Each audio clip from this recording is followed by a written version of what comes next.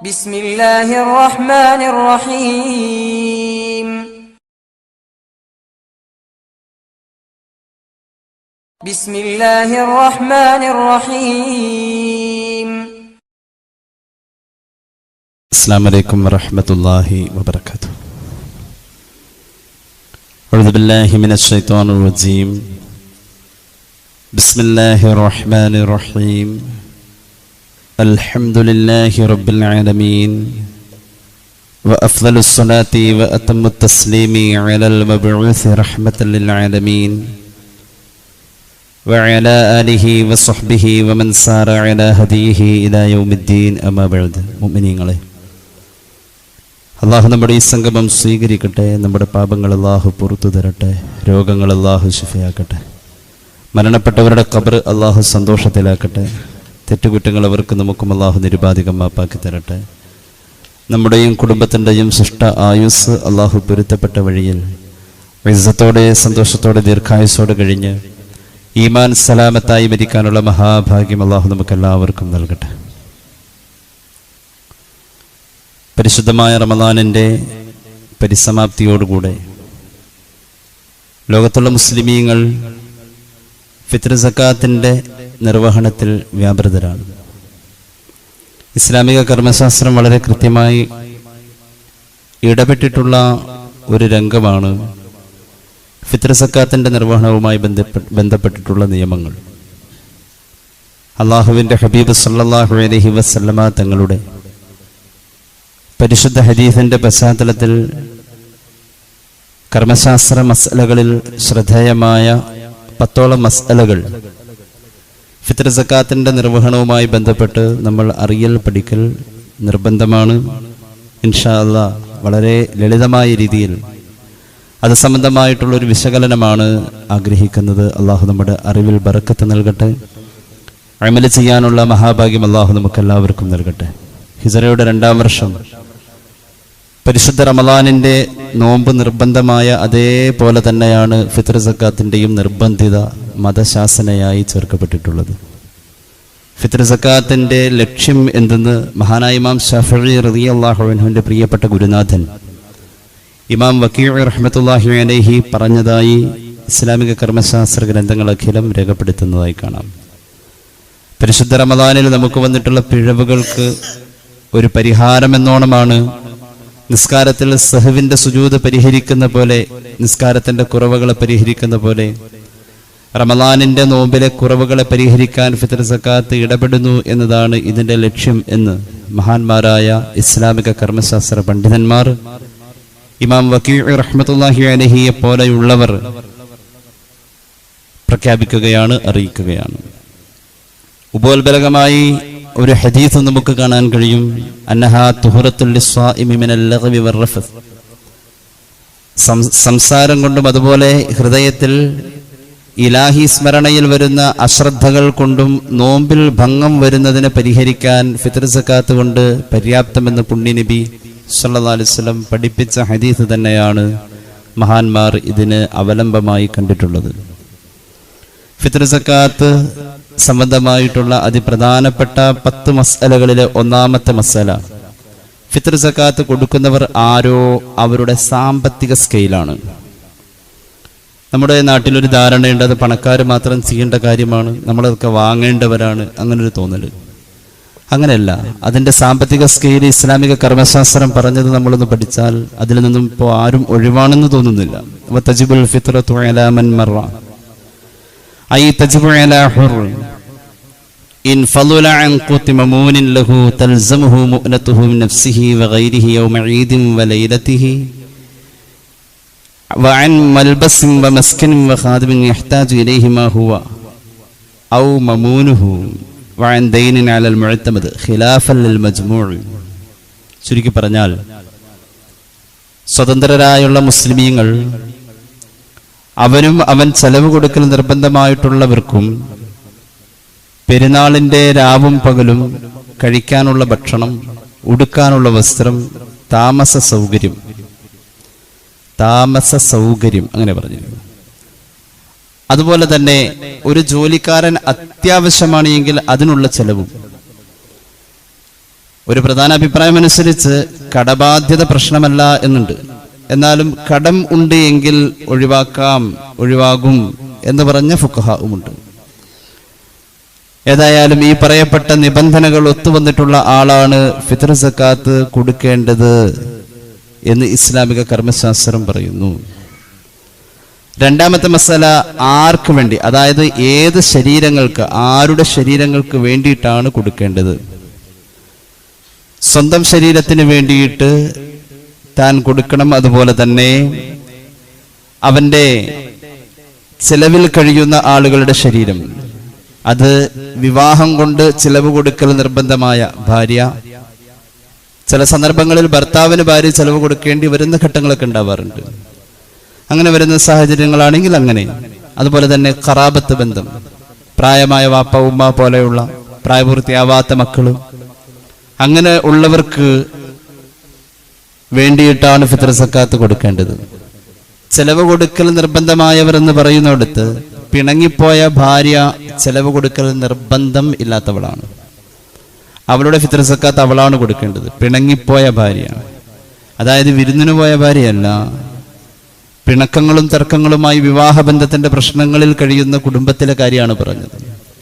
അപ്പോൾ അങ്ങനെയുള്ള ഭാര്യയുടെ ഫിത്ർ സക്കാത്ത് ഭർത്താവ് കൊടുക്കൽ നിർബന്ധമില്ല. പിണങ്ങിയവൾക്ക് ചെലവ് കൊടുക്കൽ നിർബന്ധം അല്ലാത്തതുകൊണ്ട്. അപ്പോൾ വലാ തജിബു അൻ സൗജത്തിൻ നാശിസത്തിൻ ലിസുഖൂതി നഫഖതിഹാ അൻഹു ബൽ തജിബു അലൈഹാ ഇൻ കാനത് ഗനിയതൻ വലാ അൻ വലദിൻ കബീരിൻ ഖാദിരിൻ അലാ കസ്ബ്. ജോലിയില്ലാത്ത മകന് വാപ്പ കൊടുക്കേണ്ടതില്ല. ജോലിക്ക് പോവാൻ കഴിവില്ലാത്തവന് മകന്, വലിയ മക്കളായതിന്റെ പേരിൽ ഫിത്ർ സക്കാത്ത് വാപ്പ കൊടുക്കണ്ട. ഇപ്പോഴും ചില വീടുകളിൽ അങ്ങനെ ജോലിക്ക് പോകാനുള്ള ശാരീരിക മികവ് ഉണ്ടെങ്കിൽ ആ മക്കളുടെ ഫിത്ർ സക്കാത്ത് അവർ സ്വയം കൊടുക്കണം. അവരുടെ കയ്യിൽ അതിന് പൈസ ഇല്ലെങ്കിൽ പൈസ ഹദിയായിട്ട് വാപ്പ കൊടുക്കുക. മോനെ, ഇത് നീ ഇരുന്നോട്ടതുണ്ടെങ്കിൽ നീ നിന്റെ ഫിത്ർ സക്കാത്ത് വാങ്ങി കൊടുത്തോളൂ. അപ്പൊ ജോലിക്ക് പോകാനുള്ള ഫിസിക്കലി കഴിയുന്ന കുട്ടികൾക്ക്, ആ പ്രായമുള്ള മക്കൾക്ക് ഫിത്ർ സക്കാത്ത് വാപ്പ കൊടുക്കൽ നിർബന്ധമില്ല. അവർക്ക് അങ്ങനെ കയ്യിൽ പൈസ ഇല്ലെങ്കിൽ പൈസ ഹദിയാക്കി കൊടുക്കുക. എന്നിട്ട് അതിനെ അവർ വാങ്ങാൻ അവർ തയ്യാറാവാം. ഇതൊക്കെ ചെയ്യിക്കണം. അള്ളാഹു തൗഫീഖ് നൽകട്ടെ. മൂന്നാമത്തെ മസല, നിർബന്ധിത തുടങ്ങുന്ന സമയമാണ്. റമളാനിന്റെ അവസാന നിമിഷം കഴിഞ്ഞ് ശവ്വാലിന്റെ ആദ്യ നിമിഷം വന്നു ചേരുന്ന സന്ദർഭത്തിൽ ജീവനോടുള്ള എല്ലാവർക്കും അങ്ങനെയാണ്. അതായത് ബി ഇദ്റാക്കി ആഖിരി ജുസ്ഇൻ മിൻഹു വ അവ്വലി ജുസ്ഇൻ മിൻ ശവ്വാൽ ഫലാ തജിബു ബിമാ ഹദസ ബഅദൽ ഖുറൂബി മിൻ വലദിൻ വ നികാഹിൻ വ മിൽകി ഖന്നിൻ വ ഗിനൻ വ ഇസ്ലാമിൻ വലാ തസ്ഖുതു ബിമാ യഹദസു ബഅദഹു മിൻ മൗത്തിൻ വ ഇത്ഖിൻ വ തലാഖിൻ വ മുസീൽ മിൽകി. റമളാൻ അവസാനിക്കുന്നു, ശവ്വാൽ തുടരുന്നു. ആ 2 നിമിഷങ്ങൾ സംഗമിക്കുന്ന സന്ദർഭത്തിൽ ജീവിച്ചിരിക്കുന്നവർക്ക്, നിലാവ് കണ്ട ശേഷം മരണപ്പെട്ടു പോകുന്നവരുടെ, നിലാവ് കണ്ട ശേഷം മാസം പിറന്ന ശേഷം മരണപ്പെട്ടു പോകുന്നവരുടെ ഫിത്ർ സക്കാത്ത് ഒഴിവല്ല. മാസപ്പിറവിയുടെ ശേഷം ജനിക്കുന്നവർക്ക് ഫിത്ർ സക്കാത്ത് കൊടുക്കേണ്ടതും ഇല്ല. അതാണ് പറഞ്ഞതിന്റെ ചുരുക്കം. നാലാമത്തെ മസ്അല, നമ്മളിത് കൊടുക്കുന്ന സന്ദർഭത്തില്, ഫിത്ർ സക്കാത്ത് കൊടുക്കുന്ന സന്ദർഭത്തില് 4 തരം ഹുക്കുമുകൾ വരുന്നുണ്ട്. അതായത് സുന്നത്ത്, കറാഹത്ത്, ഹറാമു പോലെയുള്ള, ജായിസ് പോലെയുള്ള 4 തരം ഹുക്കുമുകൾ വരുന്നുണ്ട്. കൊടുത്തു വീട്ടുന്ന സന്ദർഭത്തില് 4 ഹുക്കുമുകളൊന്ന് അറിഞ്ഞിരിക്കൽ, പ്രത്യേകിച്ച് കോവിഡ് വന്ന സമയത്തൊക്കെ അതൊന്ന് അറിയൽ നിർബന്ധമായിരുന്നു. അങ്ങനെ ഒരു സാഹചര്യമൊക്കെ വരും. ഏതായാലും ഞാനതൊന്ന് പറയാം. വയജൂസു തഅ്ജീലുഹാ മിൻ അവ്വലി റമളാൻ. റമളാനിന്റെ ആദ്യ സന്ദർഭം മുതൽക്ക് ഫിത്ർ സക്കാത്ത് വിതരണം ജായിസാണ്. റമളാൻ 1 മുതൽക്ക് നമുക്ക് നമ്മുടെ ഫിത്ർ സക്കാത്ത് കൊടുക്കൽ ജായിസാണ്. റമളാൻ 1 മുതൽക്ക് കൊടുക്കൽ ജായിസാണ്. വയജിബുൽ ഖളാ, അതുപോലെ തന്നെ വഹറുമ തഅഖീറുഹാ അൻ യൗമിഹി, പെരുന്നാളിന്റെ ദിവസം വിട്ട്, ആ പകലും വിട്ട് പിന്നെ അതിന്റെ പിറ്റേന്നത്തേക്ക്, അല്ലെങ്കിൽ പെരുന്നാൾ ദിവസം അവസാനിച്ച് അതിന് ശേഷം വിതരണം നടത്താ എന്നത് യാതൊരുവിധ കാരണവുമില്ലെങ്കിൽ, അതായത് സ്വീകരിക്കാൻ ഒരു മനുഷ്യനെ കിട്ടിയിട്ടില്ല, അങ്ങനെയുള്ള വളരെ നിർബന്ധിതമായ കാരണങ്ങളല്ലാത്ത കാരണങ്ങളാൽ നമ്മൾ എവിടെയെങ്കിലും പോയി അതിൻ്റെ പേരിലാണ് അങ്ങനെയാണ് ഇങ്ങനെയാണെന്നൊക്കെ പറഞ്ഞ് നമ്മുടേതായ കാരണങ്ങൾ കൊണ്ട് പെരുന്നാൾ വിട്ട് പിന്തിപ്പിക്കൽ ഹറാമാണ്. അതോ ഇനി അഥവാ പിന്തിപ്പോയാൽ തന്നെ ഉടനെ തന്നെ അത് ഖളാ വീട്ടുകയും വേണം, വന്നാൽ ഉടനെ തന്നെ അത് കൊടുത്ത് വീടുകയും ചെയ്യണം. അതാണ് രണ്ടാമത്തെ ഹുക്കുമ്. മൂന്നാമത്തെ ഹുക്കുമ് വയുസന്നു അല്ലാ തുഅഖറ അൻ സ്വലാത്തിൽ ഈദി, പെരുന്നാൾ നിസ്കരിക്കാൻ പോകുന്നതിന് മുമ്പായിട്ട് തന്നെ കൊടുക്കണം. അത് വിട്ട് പെരുന്നാൾ നിസ്കാരവും വിട്ട് പിന്തിപ്പിക്കൽ കറാഹത്താണ്, അല്ലെങ്കിൽ സുന്നത്ത് നഷ്ടപ്പെടും. നാലാമത്തേത് യുസന്നു തഖീറുഹാൽ ഇന്തിലാരി നഹ്വി ഖരീബിൻ ഔ ജാരിൻ മാലം തഗ്റുബ് ശംസു, പെരുന്നാളിന്റെ പകല് അസ്തമിക്കുന്നതിന് മുമ്പായിട്ട് ഏതെങ്കിലും വളരെ അർഹതപ്പെട്ട കുടുംബക്കാരൻ വരാനുണ്ടെങ്കിൽ അയാൾക്ക് വേണ്ടി കാത്തിരിക്കൽ സുന്നത്താണ്. ഇങ്ങനെ 4 ഹുക്കുമുകൾ ശ്രദ്ധിക്കുക എന്നതാണ് നാലാമത് പറയേണ്ട മസ്അല. അഞ്ചാമത്തെ മസ്അല, ഏത് തരം മുതലാണ് ഫിത്ർ സക്കാത്തായി കൊടുക്കേണ്ടത്, ഏത് തരം സാധനമാണ് ഫിത്ർ സക്കാത്തായി കൊടുക്കേണ്ടത്? ഇസ്ലാമിക കർമ്മശാസ്ത്രം മുഴുവനും പറഞ്ഞു മിൻ ഗാലിബി ഖൂത്തി ബലദിഹി ഐ ബലദിൽ മുഅദ്ദ അൻഹു, ഏതൊരു ശരീരത്തിന്റെ ഫിത്ർ സക്കാത്താണോ കൊടുക്കപ്പെടുന്നത് ആ ശരീരം ഉള്ള നാട്ടിൽ എന്താണോ ഭക്ഷണം, ആ ഭക്ഷണമാണ് കൊടുക്കേണ്ടത്. ഫലാ തുജ്സിഉ മിൻ ഗൈരി ഗാലിബി ഖൂതിഹി ഔ ഖൂതി മുഅദ്ദിൻ ഔ ബലദിഹി ലിതശവ്വുഫിൻ നുഫൂസി ലിദാലിക, ആ നാട്ടിലെ സാധാരണ ഭക്ഷണം, ഇപ്പൊ നമ്മുടെയൊക്കെ നാട്ടിൽ അരിയും ചോറും ഒക്കെയാണ്, അപ്പൊ അങ്ങനെയുള്ള സാധനമാണ് കൊടുക്കേണ്ടത്. അല്ലാതെ കുറച്ച് ഫ്രൂട്ട്സ് വാങ്ങി കൊടുത്താൽ ഫിത്ർ സക്കാത്ത് ആവില്ല, കാരണം അത് സാധാരണ ഭക്ഷണമല്ല. അങ്ങനെ ആ നാട്ടിൽ എന്താണോ സാധാരണ ഭക്ഷണം അതാണ് കൊടുക്കേണ്ടത്. ഏതൊരു ശരീരം ആണോ ഫിത്ർ സക്കാത്തിൽ ഇപ്പോൾ ചർച്ച ചെയ്യപ്പെടുന്നത്, ആ ശരീരം എവിടെയാണോ ഉള്ളത് ആ നാട്ടിൽ ഏതാണോ ആ ശരീരം ഉൾപ്പെടെ ഉള്ളവർ കഴിക്കുന്ന സാധാരണ ഭക്ഷണം അതാണ് ഫിത്ർ സക്കാത്തിൽ പരിഗണിക്കേണ്ടത്. ഇവിടെ പ്രത്യേകം ശ്രദ്ധിക്കണം, വിദേശത്ത് ജോലി ചെയ്യുന്നവർ അവരുടെ ഫിത്ർ സക്കാത്ത് അവിടെ തന്നെ വിതരണം ചെയ്യണം. കാരണം ശരീരം ഏത് നാട്ടിലാണോ ആ നാട്ടിലാണ് വിതരണം നടക്കേണ്ടത്. പിന്നെ നമ്മൾ സാധാരണ ഭക്ഷണം എന്ന് പറഞ്ഞുകൊടുത്ത് നമ്മുടെ നാട്ടിൽ ബിരിയാണി അരി ഫിത്ർ സക്കാത്ത് കൊടുക്കാൻ പറ്റുമോ? ആളുകൾ ചോദിക്കുന്ന ചോദ്യമാണത്. ബിരിയാണി അരി കൊടുക്കാം, നെയ്ച്ചോറിൻ്റെ അരി കൊടുക്കാം, മറ്റു പച്ചരികൾ കൊടുക്കാം, സൗജന്യ കിറ്റായി കിട്ടിയ അതിലെ അരി കൊടുക്കാം. റേഷൻ അരി നല്ലതാണെങ്കിൽ നല്ലതായിരിക്കും, എന്നാലും ചില നിലവാരം കുറഞ്ഞതൊക്കെ വരാറുണ്ട്. ചിലപ്പോൾ അത് റേഷനരിയോടുള്ള വിരോധം കൊണ്ട് പറഞ്ഞതല്ല, നമ്മളൊക്കെ കഴിക്കുന്നതൊക്കെ തന്നെയാണ്. എന്നാലും ഉണ്ടല്ലോ നമ്മുടെ മാർക്കറ്റിൽ കാണുന്നതിൽ ഒരല്പം നിലവാരക്കുറവ് തോന്നിക്കാവുന്ന സാധനങ്ങൾ ഫിത്ർ സക്കാത്തിൽ കൊടുക്കാൻ പറ്റില്ല. അപ്പോൾ നിലവാരമുള്ളതാണെങ്കിൽ നല്ലതാണെങ്കിൽ റേഷൻ അരി ഫിത്ർ സക്കാത്തായി നൽകാവുന്നതാണ്. അതെല്ലാം നാട്ടിലെ മുഖ്യ ആഹാരമായി തന്നെ ഇസ്ലാമിക കർമ്മശാസ്ത്രം എണ്ണിയിട്ടുണ്ട്. ഫിത്ർ സക്കാത്തിന്റെ ഏറ്റവും പ്രധാനപ്പെട്ട ആറാമത്തെ മസ്അല, പണം കൊടുത്താൽ ഫിത്ർ സക്കാത്ത് മതിയാകുന്നതല്ല. ലാ തുജ്സിഉ ഖീമത്തുൻ ബിൽ ഇത്തിഫാഖ്, യാതൊരുവിധ അഭിപ്രായ വ്യത്യാസവും ആ വിഷയത്തിലില്ല. പണം കൊടുത്തു കഴിഞ്ഞാൽ ഫിത്ർ സക്കാത്ത് വീടുന്നതല്ല. ഫിത്ർ സക്കാത്ത് കൊടുക്കാനായി പൈസ കൊടുത്ത് വക്കാലത്ത് ഏൽപ്പിക്കാം, അത് അനുവദനീയമാണ്. പക്ഷേ വക്കാലത്ത് ഏറ്റെടുക്കുന്നവൻ ഒരു വ്യക്തിയായിരിക്കണം, ഒരു മുസ്ലിം ആയിരിക്കണം. എന്തിനിപ്പായി പാടയിക്കുന്നത്? അവനവൻ്റെ ഫിത്ർ സക്കാത്ത് ഒരു 3 വീട്ടിൽ കൊടുക്കാൻ ഇപ്പം എത്ര പാടാ? വക്കാലത്ത് ഏൽപ്പിക്കാൻ പണം, അത് അങ്ങനത്തെ വല്ല സാഹചര്യം, ഇപ്പോൾ വല്ല ക്വാറന്റൈനിലൊക്കെ ഇരിക്കുകയാണെങ്കിൽ അക്കൗണ്ടിലേക്ക് ട്രാൻസ്ഫർ ചെയ്യുക, എന്നിട്ട് പറയാണ് ഞാൻ നിന്നെ വക്കാലത്ത് ഏൽപ്പിക്കുന്നു എന്ന് പറഞ്ഞാൽ എനിക്ക് കൊണ്ടുപോയി കൊടുക്കാൻ കഴിയില്ല. അങ്ങനെ പണം ഏൽപ്പിക്കാവുന്നതാണ്. അങ്ങനെയൊക്കെയുള്ള സാഹചര്യങ്ങളിൽ വക്കാലത്ത് ഏറ്റവും കൂടുതൽ പ്രായോഗികം. അല്ലാത്ത പക്ഷം ഈ സക്കാത്തിന്റെ മുതൽ നമ്മൾ തന്നെ അത് എത്തിക്കലാണ് ഏറ്റവും അതിൻ്റെ അർഹതപ്പെട്ട രീതി. വക്കാലത്ത് ഏറ്റെടുക്കുന്നത് ഒരു വ്യക്തിയായിരിക്കണം, സംഘടനയോ ട്രസ്റ്റോ പള്ളിയോ പള്ളി കമ്മിറ്റിയോ ആകാൻ പാടില്ല. ഫിത്ർ സക്കാത്ത് പണം കൊടുത്ത് മതിയാകാൻ ഒരു വഴിയുമില്ല, ആകെ ഒരു വകുപ്പുള്ളൂ, അത് വക്കാലത്താണ്. ആ വക്കാലത്ത് തന്നെ ഏറ്റെടുക്കുന്നത് ഒരു വ്യക്തിയായിരിക്കണം, കമ്മിറ്റിയോ ട്രസ്റ്റോ സംഘടനയോ പറ്റുന്നതല്ല. പിന്നെ ഏഴാമത്തെ മസ്അല, ഫിത്ർ സക്കാത്ത് കൊടുക്കേണ്ട ആ അരിയുടെ അളവാണ്. സക്കാത്തുൽ ഫിത്രി സാഉൻ, റസൂലുള്ളാഹി കൃത്യമായി തന്നെ പറഞ്ഞിട്ടുണ്ട് സല്ലല്ലാഹു അലൈഹി വസല്ലം, ഒരു സാഉ എന്ന്. സാഉ എന്നത് അറബി വാക്കാണ്, അതായത് 4 മുദ്ദുകളാണ്. ഒരിക്കലും ഫിത്ർ സക്കാത്ത് കൊടുക്കുന്ന അരിയുടെ തൂക്കം അളവല്ല ഫിഖ്ഹിൽ പറഞ്ഞിട്ടുള്ളത്, ലിറ്റർ അളവാണ്. അളവിൽ ലിറ്ററാണ്, തൂക്കമല്ല. തൂക്കം അതിനോട് ഏകദേശം നമ്മൾ അനുമാനിച്ചെടുത്തതാണ്. ഒരു മുദ്ദ് എന്ന് സാധാരണ പറയുന്നത് 800 മില്ലി ലിറ്ററാണ്. 800 milli litre. അപ്പോൾ പാത്രം തന്നെ വേണം, ലിറ്റർ അളവിൻ്റെ പാത്രം തന്നെ വേണം. അപ്പോൾ ഒരു സാ എന്ന് പറഞ്ഞാൽ ഏകദേശം 800 മില്ലി ലിറ്ററിൻ്റെ 4 ഇരട്ടി 3 ലിറ്ററും 200 മില്ലി ലിറ്ററുമാണ് വേണ്ടത്. അരിയുടെ വകഭേദമനുസരിച്ച് ചില അരിക്ക് നീളം കൂടുതലുണ്ടാവും, ചിലത് ഉരുണ്ടതായിരിക്കും. അങ്ങനെ അരിയുടെ വകഭേദമനുസരിച്ച് തൂക്കത്തിൽ അളവ് മാറ്റം വരാറുണ്ട്. ലിറ്റർ അളവ് ഒരു പാത്രത്തെ കണക്കാക്കി തന്നെയാണ് വരുന്നത്. അരിയുടെ അളവ് ഏകദേശം 2400 മുതൽക്ക് 2600 വരെയൊക്കെ നമ്മുടെ നാടുകളിൽ ഇന്ന് വിപണിയിൽ കാണുന്ന അരിയുടെ അളവിൽ മാറ്റം വരാറുണ്ട്. അപ്പോൾ നമ്മുടെ പണ്ഡിതന്മാർ അത് സംബന്ധമായിട്ട് കൃത്യമായി സൂക്ഷ്മതയ്ക്ക് 2600 കുറയാത്തത്, ഒരല്പം കൂടിപ്പോയെന്ന് വെച്ച് സദക്കയുടെ കൂലി കിട്ടും. 2600 കുറയാത്തത് കൊടുക്കലാണ് ഏറ്റവും ഉത്തമം എന്ന് പറയുന്നുണ്ട്. ഹബീബായ നബി കരീം സല്ലല്ലാഹു അലൈഹി വസല്ലം തങ്ങളുടെ കാലഘട്ടത്തിൽ സ്വഹാബികൾ ഉപയോഗിച്ചിരുന്ന ഒരു മുദ്ദുപാത്രം കാലങ്ങളോളം തലമുറകൾ കൈമാറി കേരളത്തിൽ അങ്ങനെ ഒരു മുദ്ദുപാത്രം കിട്ടിയിട്ടുണ്ട്. കൃത്യമായ സനദൊത്ത ആ മുദ്ദുപാത്രം സൂക്ഷിച്ചിരുന്നത് മഹാനായ അഹമ്മദ് കോയ ഷാലിയാത്തി റഹ്മത്തുള്ളാഹി അലൈഹിയുടെ കയ്യിലാണ്. മഹാന്മാരായ ആ കാലഘട്ടത്തിലെ പണ്ഡിതന്മാർ സനദ് മുത്തസിലായ ആ മുദ്ദുപാത്രത്തിൽ അളന്നപ്പോൾ വ്യത്യസ്തമായ അരിയുടെ തൂക്കം, അതിന് സാക്ഷിയായ ഉസ്താദുമാർ പറയുന്നത് ചില അരികൾ തൂക്കിയപ്പോൾ കണ്ടത് 2435 2 കിലോയും 435 ഗ്രാമും തൂക്കം ചില അരിക്ക് വന്നിട്ടുണ്ട്. അതായത്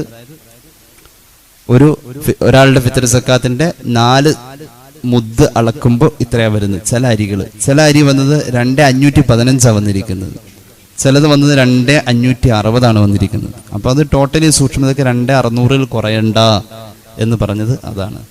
ആകെ ഫിത്ർ സക്കാത്ത് കൊടുക്കാനൊന്നും പ്രയാസമാണ്. പക്ഷേ ഈ 2600 2400 അതങ്ങനെ അങ്ങോട്ട് അതി കിടന്ന് കളിക്കും. ഒരു 3 അങ്ങോട്ട് കൊടുത്തു വെച്ചൊന്നും സംഭവിക്കാറില്ല, ബാക്കി സ്വതക്കയുടെ കൂലി കയറും. അതുപോലെ തന്നെ അല്പം കൂടുതലാവാൻ തന്നെയാണ് നമ്മൾ നോക്കേണ്ടത്. ഒരു സ്വതക്കയാണ്, സക്കാത്താണ് അതിന്റെ പേരിൽ. പിന്നെ 8ാമത് പറയാനുള്ള മസ്അല, മുതലിന്റെ സക്കാത്ത് നിർവഹണത്തിൽ സ്വീകരിക്കുന്നവർ തന്നെ ആയിരിക്കണം ഫിത്ർ സക്കാത്തും സ്വീകരിക്കേണ്ട ആളുകൾ. അതായത് അതിന് അർഹതപ്പെട്ട ആളുകളായിരിക്കണം. സാധാരണ സമ്പത്തിന്റെ സക്കാത്ത് 8 വിഭാഗം ആളുകളാണ് സ്വീകരിക്കേണ്ടത്. ചില ആളുകൾ ചോദിക്കാറുണ്ട്, മദ്രസ പണിയാൻ കൊടുക്കാൻ പറ്റുമോ സക്കാത്തിന്റെ പൈസ?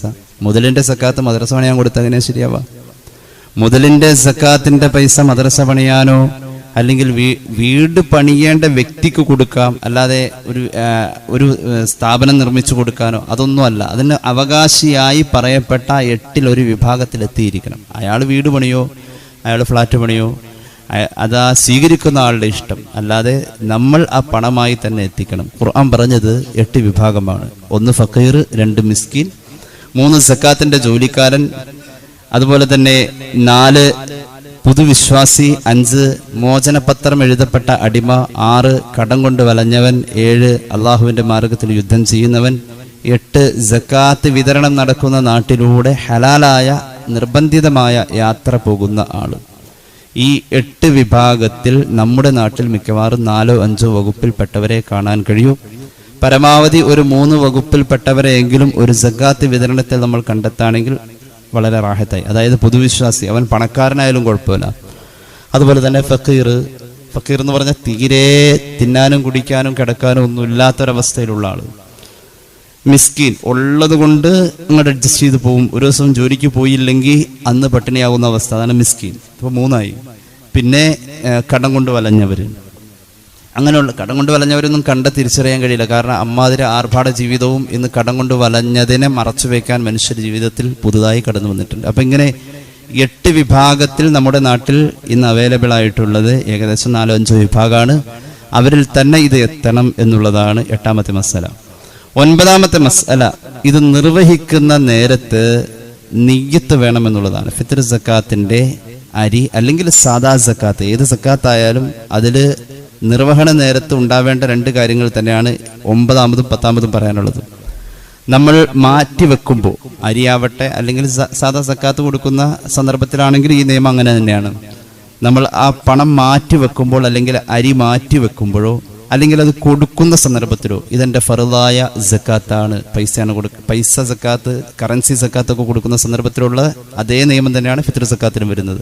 ഇതെന്റെ മകന്റെ അല്ലെങ്കിൽ എൻ്റെ കുഞ്ഞുമോളുടെ ഫിത്ർ സക്കാത്ത് ഞാനിതിൽ കരുതുന്നു, അല്ലെങ്കിൽ എൻ്റെ കുടുംബത്തിന്റെ കരുതുന്നു. അങ്ങനെ കരുതി അതങ്ങ് നിർവഹിക്കുന്ന നേരത്തോ അല്ലെങ്കിൽ മാറ്റി വെക്കുന്ന നേരത്തോ നിയ്യത്ത് വെക്കണമെന്നുള്ളതാണ് 9ാമത്തെ മസ്അല. 10ാമത്തെ മസ്അല, ഇത് സ്വീകരിക്കുന്ന ആള് യോഗ്യനാവണം. ഇത് നമുക്ക് ബോധ്യമായിരിക്കണം. ഇത് സ്വീകരിക്കുന്ന ആള് യോഗ്യനാവണം. സ്വീകരിക്കുന്നത് അർഹതപ്പെട്ട ആളായിരിക്കണം എന്നുള്ളതാണ്. ഇഅ്താഉഹാ ലിമൻ വുജിദ മിനൽ മുസ്തഹിഖീൻ വഹുമുൽ മുസ്ലിമൂൻ. മുസ്ലിമാവണോട്ടോ സ്വീകരിക്കുന്ന ആള്.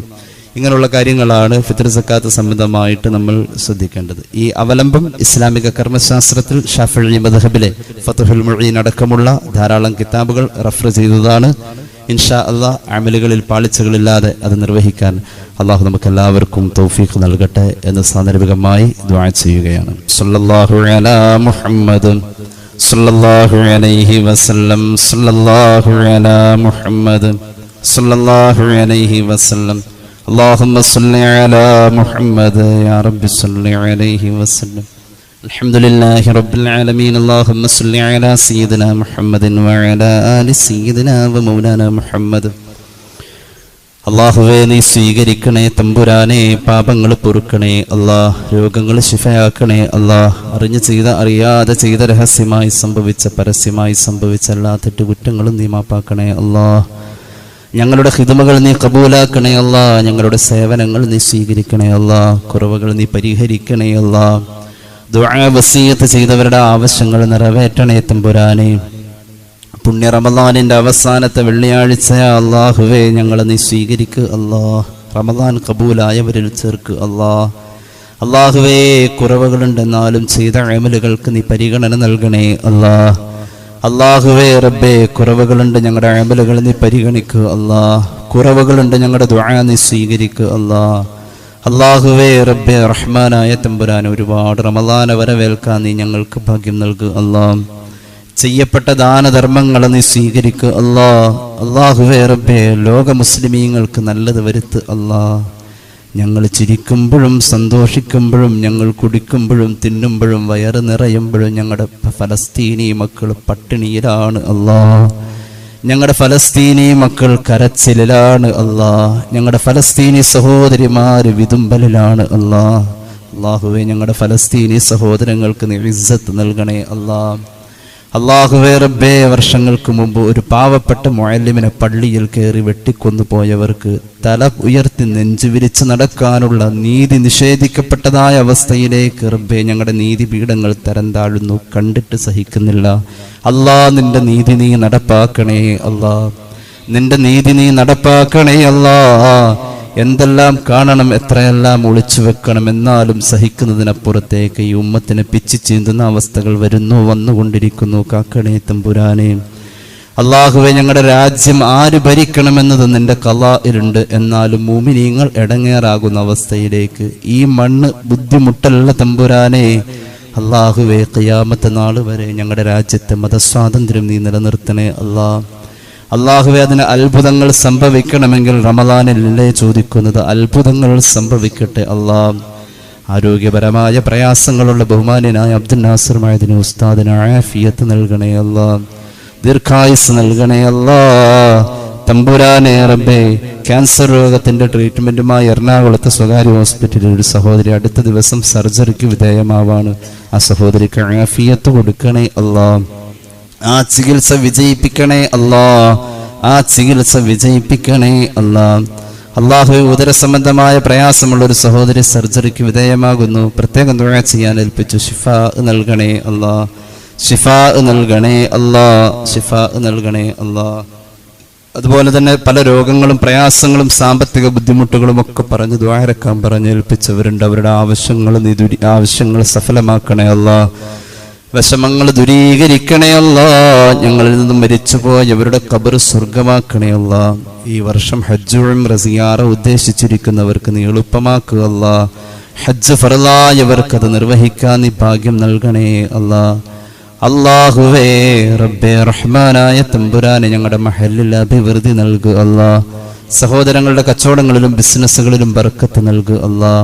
അല്ലാഹുവേ റബ്ബേ ഞങ്ങളുടെ മഹല്ലിന്റെ പ്രവർത്തനങ്ങൾ പൂർവോപരി ഭംഗിയാക്കണേ അല്ലാ. ഞങ്ങളുടെ സ്ഥാപനങ്ങൾ നീ നന്നാക്കണേ അല്ലാ. അല്ലാഹുവേ മനോഹരമായ റിസൾട്ടാ ഞങ്ങളുടെ മദ്രസയ്ക്ക് ലഭിച്ചത്. അല്ലാഹുവേ അതിൽ നിന്നും പുരോഗതിയിലെത്താൻ നീ തൗഫീഖ് നൽകുക അല്ലാ. اللهم ربنا آتنا في الدنيا حسنة وفي الآخرة حسنة وقنا عذاب النار آمين برحمتك يا أرحم الراحمين. അസ്സലാമു അലൈക്കും വറഹ്മത്തുള്ളാഹി